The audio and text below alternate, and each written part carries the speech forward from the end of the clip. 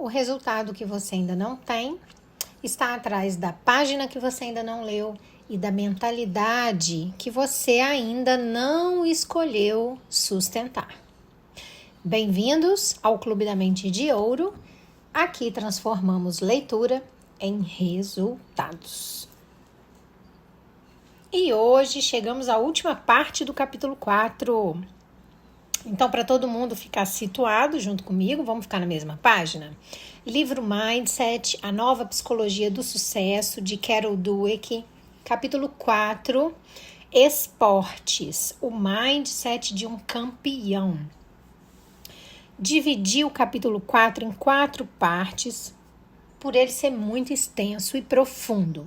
E hoje a gente chega na última parte do capítulo 4, ok? O que a última parte do capítulo 4 vai falar? Vai falar sobre o que realmente significa ser uma estrela, tá? E a autora, a Carol, ela já começa o texto provocando a gente logo de início com uma pergunta muito poderosa, tá? Não vou falar qual pergunta que é aqui, vamos para o texto. Quando eu terminar de ler o texto, pego todo esse compilado e transformo isso tudo numa ferramenta de transformação para a sua vida, ok? Então vamos lá.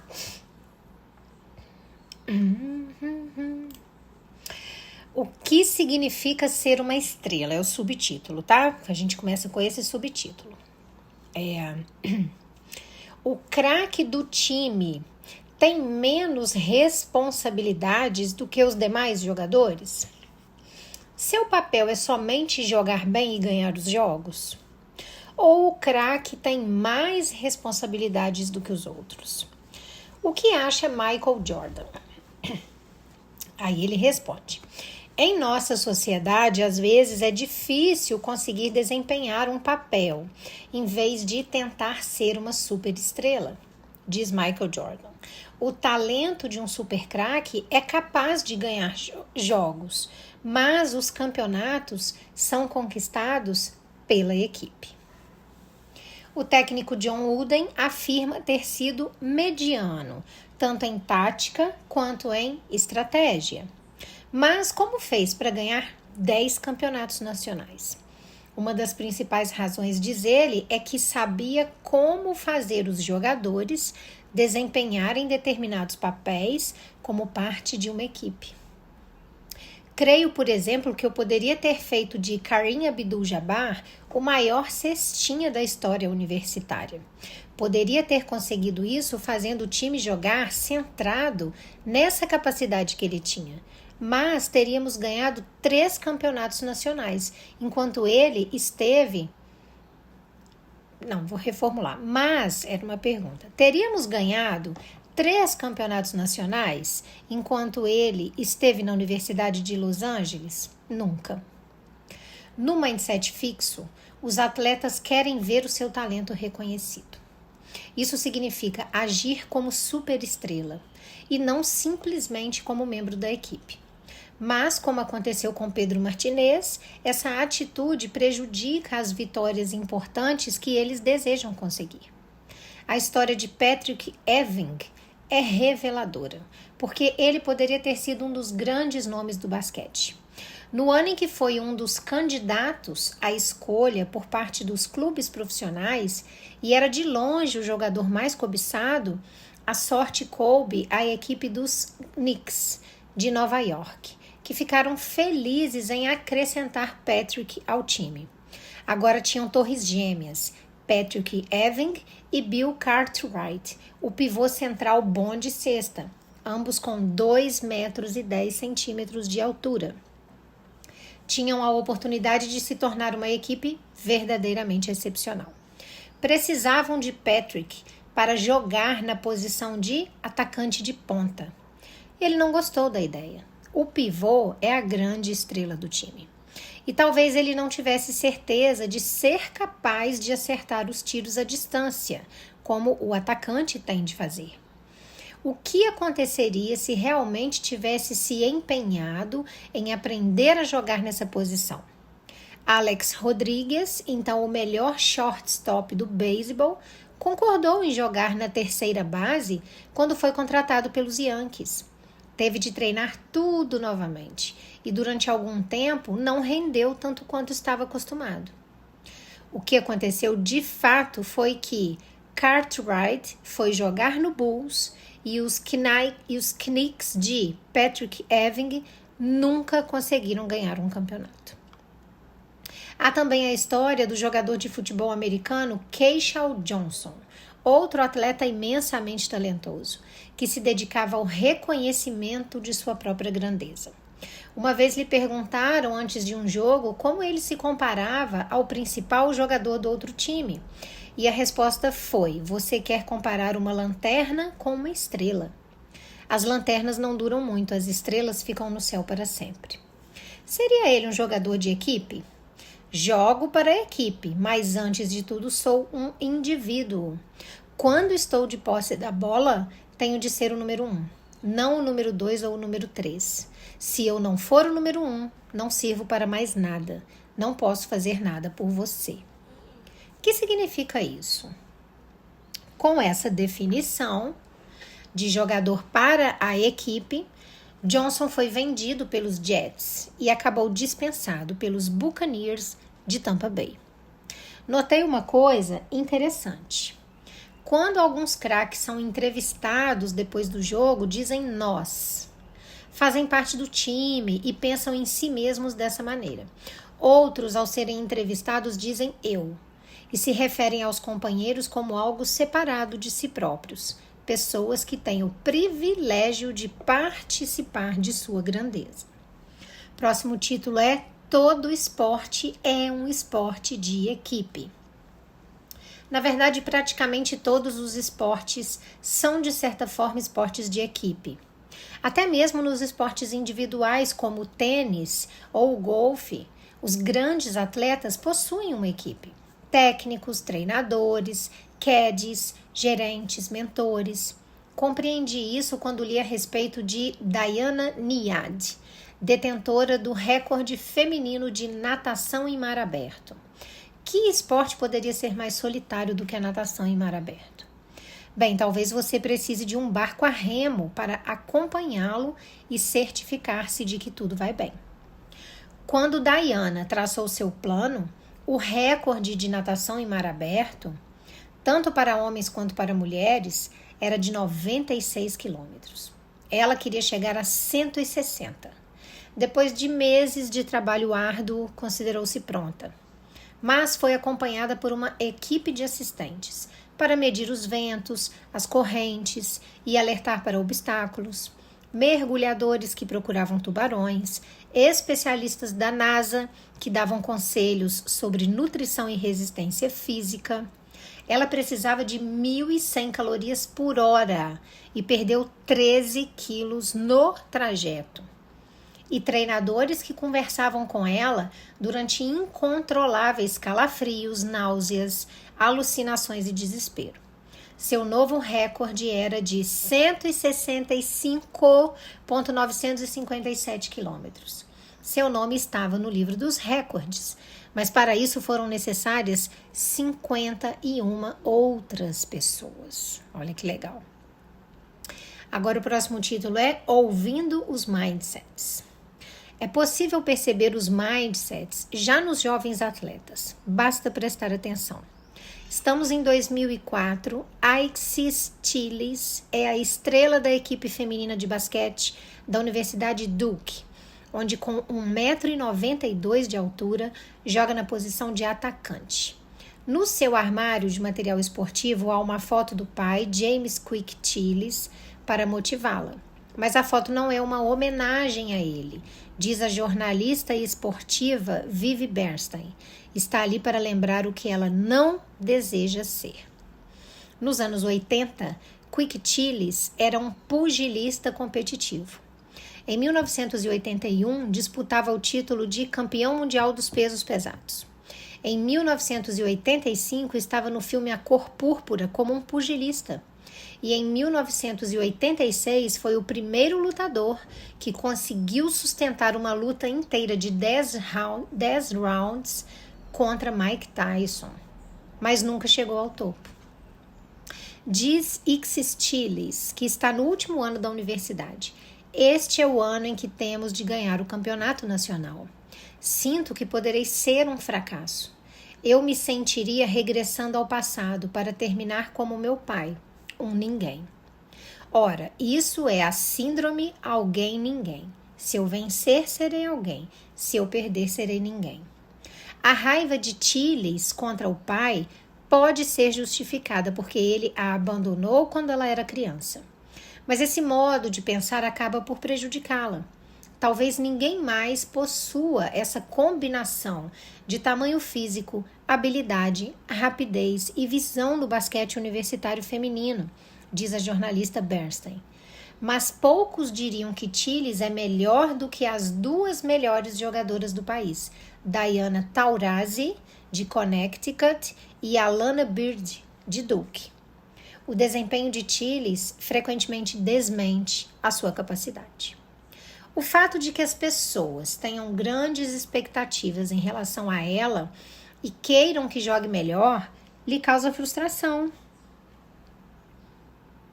Sinto-me como se tivesse de entrar na quadra e fazer um triplo dobrado, marcar 2 algarismos no total de pontos nos rebotes e nos passes, enterrar a bola em 360 graus, saltar, girar completamente o corpo no ar e enfiar a bola na cesta de cima para baixo, para que as pessoas digam, ora, ela não é tão ruim assim. Não creio que as pessoas desejem o impossível, mas simplesmente querem vê-la utilizar ao máximo o seu grande talento. Creio desejarem que desenvolva a capacidade necessária para atingir os seus objetivos. Preocupar-se em acabar sendo um ninguém não é a atitude que motiva e sustenta os campeões. Embora seja difícil, talvez Chiles devesse admirar o pai por haver tentado triunfar em vez de desprezá-lo por não haver conseguido triunfar.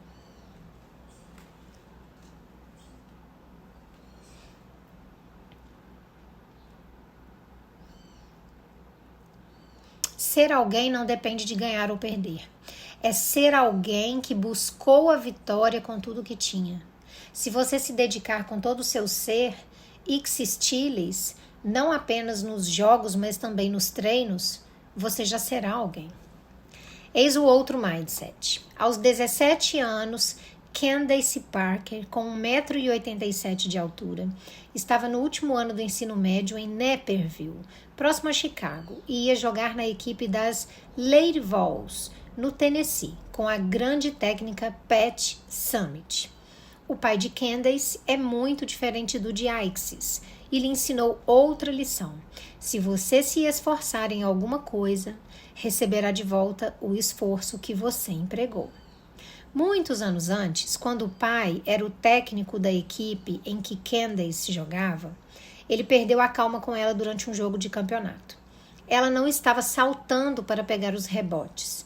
Fazia arremessos de forma indolente, de longe, em vez de usar a sua altura perto da cesta. E não se esforçava na defesa. Agora volte à quadra e trate de jogar direito. O que aconteceu então? Ela entrou, marcou 20 pontos no segundo tempo e conseguiu 10 rebotes. O outro time foi arrasado. Ele me incendiou e eu sabia que ele tinha razão. Acho que esse é o grande lance, né, gente? É a pessoa ter consciência de que a outra pessoa que está falando com você, ela tem razão. Às vezes, tudo que a gente não quer é reconhecer, né? Agora, Candace é que se incendeia. Em vez de já estar satisfeita por ser uma estrela, ela procura melhorar cada vez mais. Ao voltar de uma cirurgia no joelho, sabia o que tinha de fazer: aperfeiçoar o sentido de tempo, os nervos e o fôlego.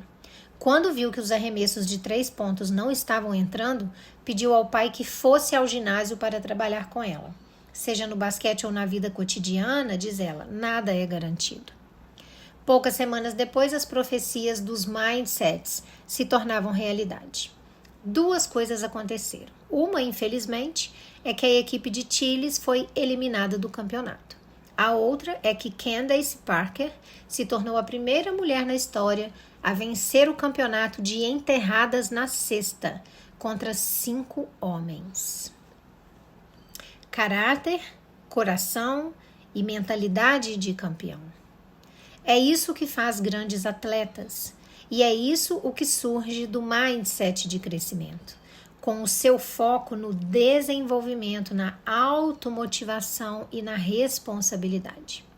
Embora os melhores atletas sejam altamente competitivos e desejem ser os melhores, a grandeza não nasce do ego do mindset fixo, com a sua síndrome alguém-ninguém.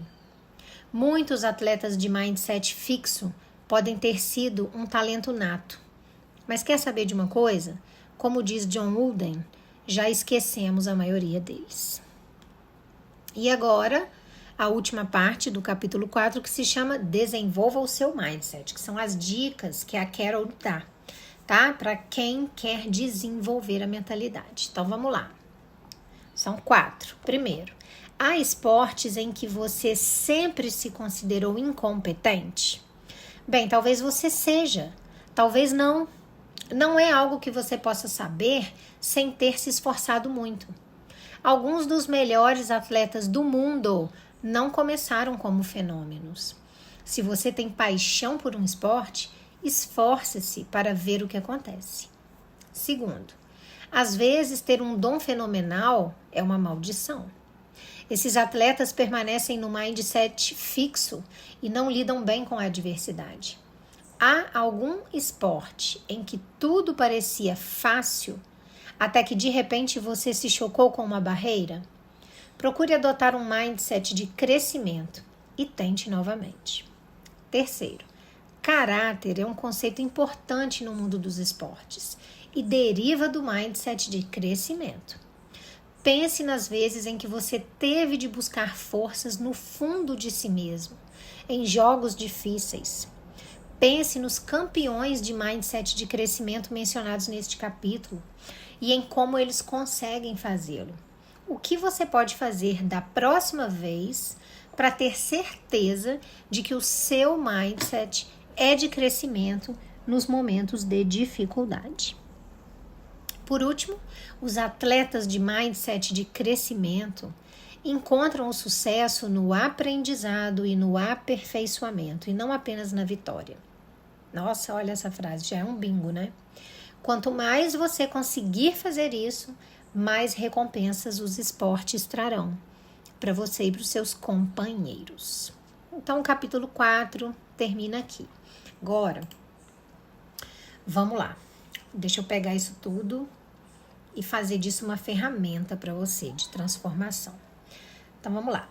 A Carol, ela já começa essa última parte do capítulo 4 com uma pergunta poderosa, né? Já começa provocando, né? Ela pergunta, o craque do time tem menos responsabilidade ou mais responsabilidade que os outros? E aí ela traz o Michael Jordan para responder de forma direta. Aí ele fala, o talento de um super craque pode ganhar jogos, mas os campeonatos são conquistados pela equipe, né? Não precisa falar mais nada. Então, dá para sim entender que ser uma estrela no mindset de crescimento não é brilhar sozinha, é sustentar o todo, é todo mundo junto e misturado. E aí ela traz de novo John Wooden, que é o técnico, né? Um dos técnicos mais vitoriosos da história. Ele dizia que ele não se sentia, ele não era um gênio da estratégia. Então, qual era o segredo dele? Ele fazia cada jogador entender o seu papel dentro da equipe. De novo, equipe.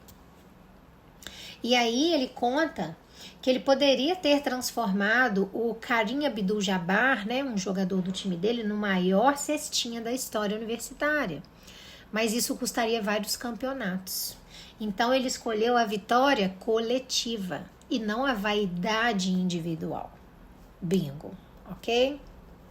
Já no mindset fixo, o atleta ele não quer saber, ele quer reconhecimento. Ele quer ser visto como uma super estrela, ele quer provar que ele tem valor. Só que isso, gente, cobra um preço, né? Alto.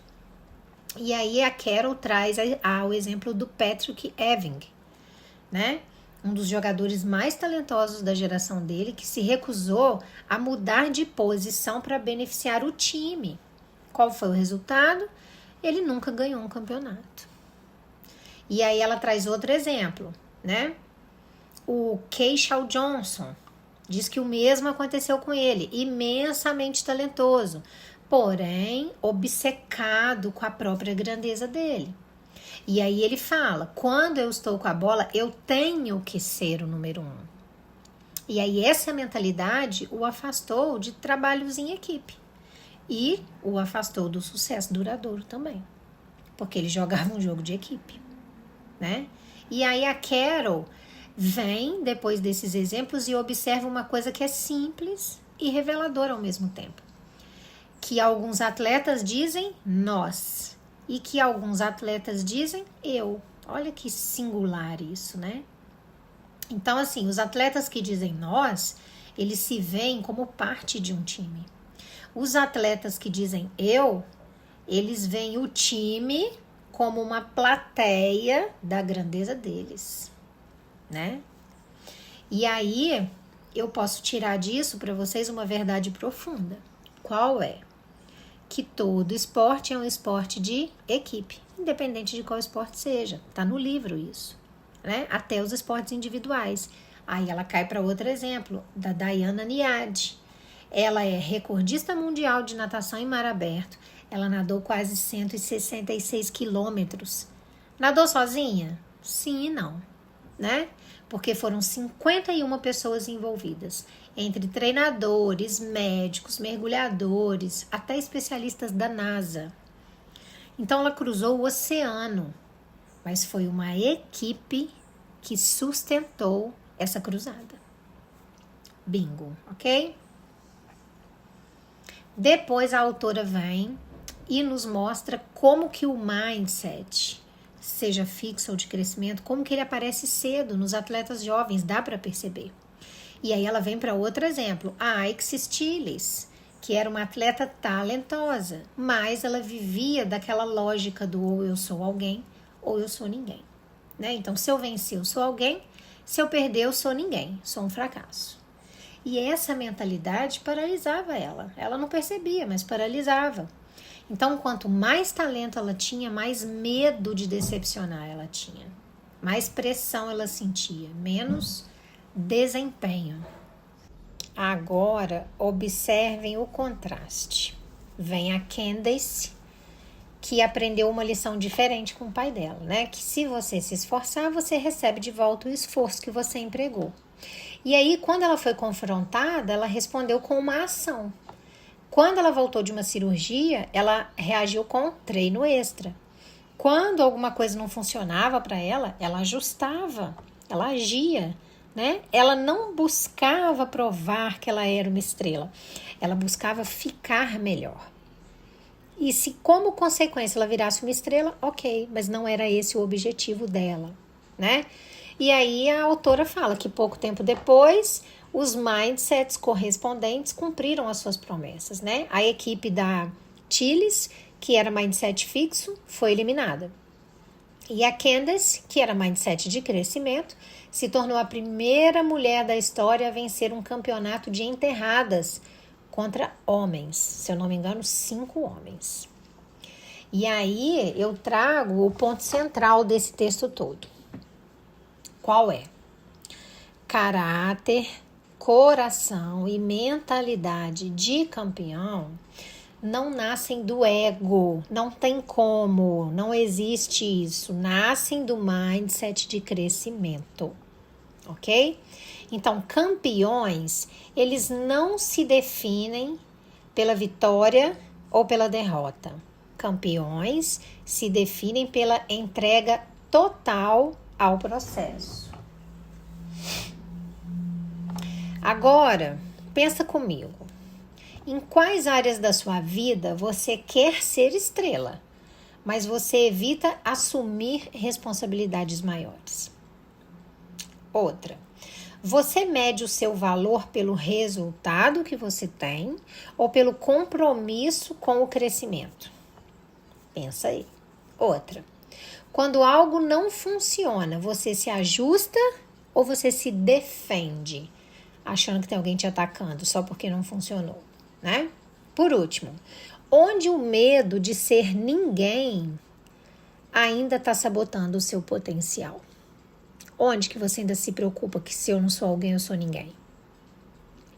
Ser alguém, gente, entendam, não é ganhar sempre. Ser alguém é dar tudo de si, mesmo quando ninguém está te aplaudindo, mesmo quando ninguém está te vendo.